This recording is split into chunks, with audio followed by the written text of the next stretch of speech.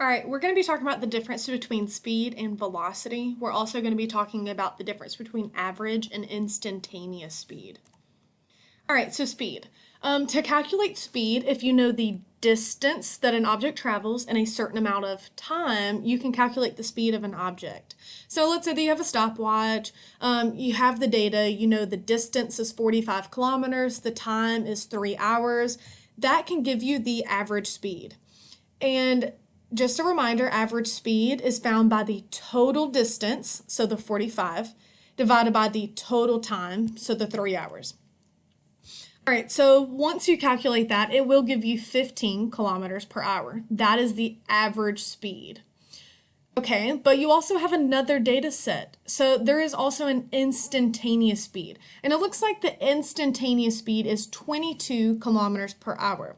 So overall for this journey, it looks like the object is moving at about 15 kilometers per hour on average. However, at one instant in its journey is the instantaneous speed 22 kilometers per hour. So that just means at one specific certain time, so maybe it's at 1 hour into the journey or 1 hour, 19 minutes and 30 seconds into the journey, at that specific instant, the speed was calculated to be 22 kilometers per hour. So as you can see, the instantaneous speed and the average speed are not always the same. But the average speed takes into account the total journey, so the total distance divided by the total time.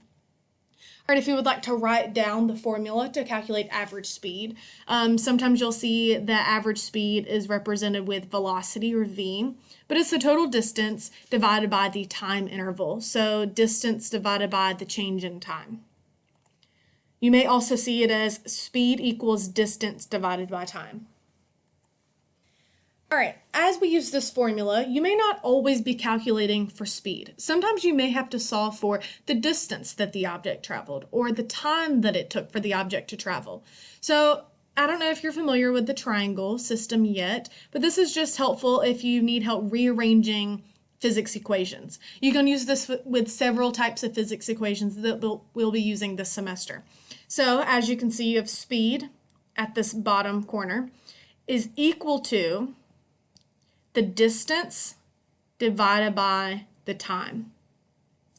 All right, as you use this triangle, you just cover up whichever part you're looking for. So in this first scenario, if you're looking for time, you're going to cover up time with your hand. So that means that time is going to equal distance divided by speed. If you're looking for speed, you'll cover up speed with your hand, and you will find that it is distance divided by time. If you're looking for distance, you'll cover up distance with your hand, and that means that it's time multiplied by speed. So these are your three variations of the formula, if you would like to write those down. All right, so we just talked about speed. Now for velocity. Velocity is a description of an object's speed and direction. So velocity has two parts. Because it has two parts, it makes it a vector. So velocity is unique because it has this direction component. Speed does not. So for example, if we look at the sailboat may change direction constantly as the wind blows.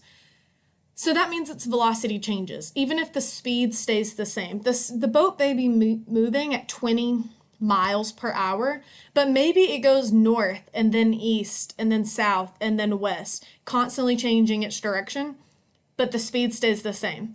So speed would be a constant, but technically the velocity is changing because your direction is changing.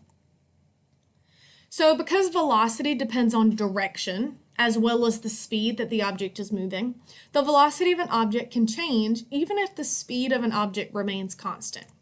So another example, if we have a car on a racetrack and the velocity is changing because as it goes around in this circle, maybe it's going 300 miles per hour.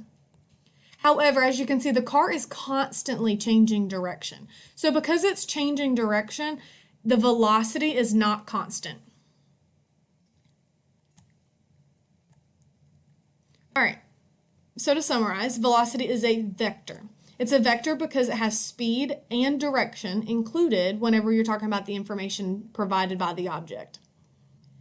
If you want to find the instantaneous velocity, just like with speed, it is at a particular instant in time. So maybe it's exactly 3 minutes into the journey.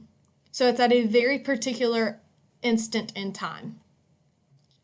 All right, for average velocity, for these formulas, you may end up seeing these vector arrows. So these vector arrows just represent that something is a vector.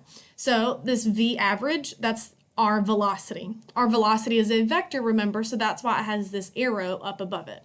So velocity is equal to the displacement, and remember displacement is also a vector because displacement shows the distance that you've traveled from the origin and the direction.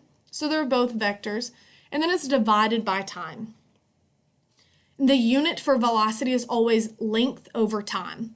Usually you'll see it as meters per second. So speed and velocity both are measured in meters per second, usually in physics. All right, so with velocity, there's a couple of different ways that you can rearrange this formula. So you may not always be solving for velocity. If you are, that's great. Velocity is equal to the displacement divided by the time.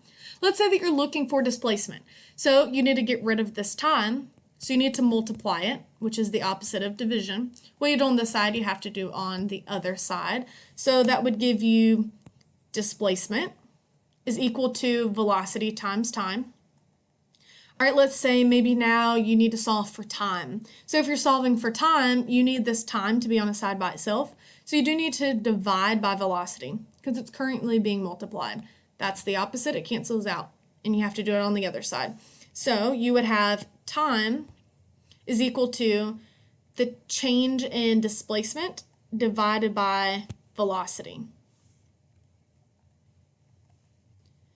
All right, so to summarize, speed versus velocity. Well, number one, how are speed and velocity similar? Well, they both measure how fast or how slow something is moving. You can't say that speed is always fast because objects can have a speed, but it could be 2 miles per hour. That's pretty slow. Number two, how are speed and velocity different? Well, one's a scalar and one's a vector. So velocity includes direction and speed does not. So that means that velocity is a vector while speed is a scalar. It only has the magnitude or the 5 meters per second or 5 miles per hour. But velocity always has direction because it's a vector. So number three, is velocity more like distance or displacement? Well, considering that we just said velocity is a vector, we would need to pick out which one of those is a vector. Between distance and displacement, only displacement tells us direction. So velocity and displacement are both vectors because they both include direction. All right, if you have any questions about the difference between speed and velocity, write a comment and I'll get back to you as soon as I can.